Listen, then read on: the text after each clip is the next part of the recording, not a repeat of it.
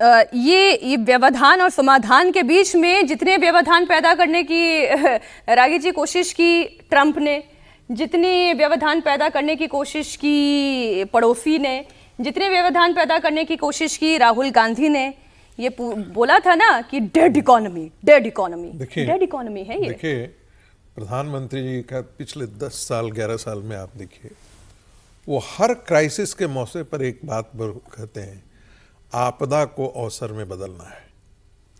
ये जो चुनौतियां आई हैं, चुनौतियों को हमको अवसर में बदलना है। ठीक है, भारत पहले क्रायोजेनिक इंजन्स नहीं देता था ना, अमेरिका नहीं दिया, मना कर दिया, भारत ने अपना खड़ा कर लिया। सुपर कंप्यूटर देने से मना कर दिया, सुपर कंप्यूटर भारत ने बना करके खड़ा कर दिया। और अभी तो पूरी दुनिया के बड़े बड़े राजनेता ट्रंप के आगे बिछ गए थे, पसर गए थे, लेट चुके थे। वैसे में भारत के प्रधानमंत्री खड़े रहे। मैं ऐसा नहीं कह रहा कि और लोग नहीं खड़े रहे। लेकिन रागी जी, मसला इतना भर नहीं है। जी राम जी है, मसला जो है वो आपके रुपया और डॉलर के बीच में जो लगातार बड़ी दूरी बढ़ती चली जा रही है, मसला ये भी है। उसको आरबीआई के गवर्नर ने कहा है कि ये टेम्पररी है और इससे कोई बहुत ज्यादा घबराने की आवश्यकता नहीं है। महत्वपूर्ण बात क्या है कि इन सारी चुनौतियों के बीच जब जर्मनी की इकोनॉमी 2.3 पर काम कर रही है, उसका ग्रोथ चल रहा है, बड़े बड़े इकोनॉमी जैसे चाइना की इकोनॉमी है 5.2 के आसपास का है, वैसे में भारत जो है, हालांकि उनका वॉल्यूम बहुत बड़ा है, हमसे कई गुना ज्यादा वॉल्यूम है, और जिसका वॉल्यूम बहुत बड़ा होता है उसका रेट ऑफ ग्रोथ थोड़ा कम होता ही होता है। फिर भी यदि हम कंपेयर कर रहे हैं, यदि इतनी बड़े बड़े इकोनॉमियों के बीच से, तो 7.2 का ग्रोथ अपने आप में बहुत बड़ा ग्रोथ है। और इन तमाम चीजों के बावजूद कि आपके पास अमेरिका ने आपके तेल पर प्रतिबंध, आप तेल खरीदने पर प्रतिबंध लगा दिया है, आप पर 50% टैरिफ लगा दिया है, रोज धमकी आ रहा है, धमकी का असर आपके शेयर मार्केट पर होते हैं, सब चीजों पर होते हैं। वो ऐसी स्थिति में आपने अपना नया बाजार ढूंढ लिया, नए दोस्त बना लिए। यही तो थी 2007 से यूरोपियन यूनियन के साथ फ्री ट्रेड की बात की जा रही थी, और आज जाकर के वो सच्चाई होकर के आ गई है। देश तो इसमें समझ तो रहा कोई है है कि नरेंद्र मोदी का जो लीडरशिप देने का तरीका है वो अपने आप में देखिए, देश समझ रहा है, और विपक्ष को चाहे वो जो भी कर ले, विपक्ष क्यों समझेगा? विपक्ष भी तो अपनी राजनीति करेगा। लेकिन एक विषय और है जिस पर सरकार की समस्या है, वो समस्या है प्रयागराज और शंकराचार्य का ये मुद्दा। यूपी सरकार और शंकराचार्य के बीच में टकराव पर एक बड़ा अपडेट आपको दे दें। 18 जनवरी से धरने पर बैठे स्वामी अभिमुक्तेश्वरानंद सरस्वती बिना स्नान किए ही वापस लौट गए।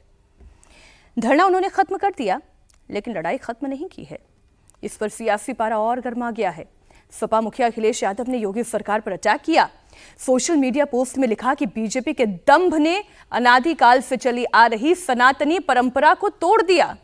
आहत संत अर्थात ये सत्ता का अंत। स्वामी अभिमुक्तेश्वरानंद ने भी सरकार पर अटैक किया। आरोप लगाया कि मुगलों के वक्त जो हाल नहीं हुआ था वो इस सरकार में हुआ है। ये भी थोड़ी अतिशयोक्ति ही है, जो हालांकि उन्होंने कहा मतांतर हो सकते हैं, लेकिन फिर भी आप बयान सुने। कि जो मुगलों के समय नहीं हुआ वो तथाकथित हिंदू सरकारों के समय में हुआ है, और ये बात हर सनातनी के हृदय को विचार के लिए उत्तेजित करेगी। तो एक लिखित पन्ना आया था, वो पन्ना अगर आप पढ़ेंगे तो आप चकरा जाएंगे। उसमें बहुत सारा उपदेश था। तो हमने कहा भाई ये उपदेशक, प्रशासन उपदेशक का बन गया। तो उन्होंने उसके बारे में कुछ नहीं कहा। जो प्रस्ताव हमारे पास आया था, जिसकी चर्चा हमने अभी किया, वो मौखिक आया था। यहाँ से आए थे स्नान के लिए, शिविर से निकले थे स्नान के लिए, और अगर बिना स्नान किए जा रहे हैं तो जहां तक सम्मान अपमान का प्रश्न है वो तो एक तरफ छोड़ दो। राकेश जी, क्या समय आ गया है? सनातन पर ज्ञान कहां से आ रहा है? अखिलेश यादव जी दे रहे हैं कि ये बहुत बड़ा अपमान हुआ है, पहली बात तो ये। और दूसरा, शंकराचार्य चले गए, यहाँ पर क्या अब मसला यहाँ से ठंडा होगा या भी यहाँ से और बढ़ेगा? नहीं, मुझे मीनाक्षी जी बहुत अच्छा लगा जब समाजवादी पार्टी और कांग्रेस सनातन को लेकर चिंतित दिखी। तो मुझे बहुत जियाउर अच्छा- रहमान वर्क भी चिंतित थे। हाँ, मुझे बहुत अच्छा लगा कि कम से कम समाजवादी पार्टी और कांग्रेस इमरान मसूद भी बड़े चिंतित हाँ, थे। कम से कम सनातन को लेकर उनकी चिंता जो है ये जताती है कि नहीं अभी थोड़ा बहुत सनातन के बीज उनके अंदर मौजूद है। लेकिन मुझे आश्चर्य इस बात का हुआ कि जब शंकराचार्य जी बिना स्नान के बैठे हुए हैं और आप लखनऊ से उनकी चिंता जाहिर कर रहे हैं, तो दो लड़कों की जोड़ी क्यों नहीं पहुंची प्रयागराज में कि उनकी पालकी को कंधा देती और कंधा दे के उनको संगम में ले जाके स्नान कराती।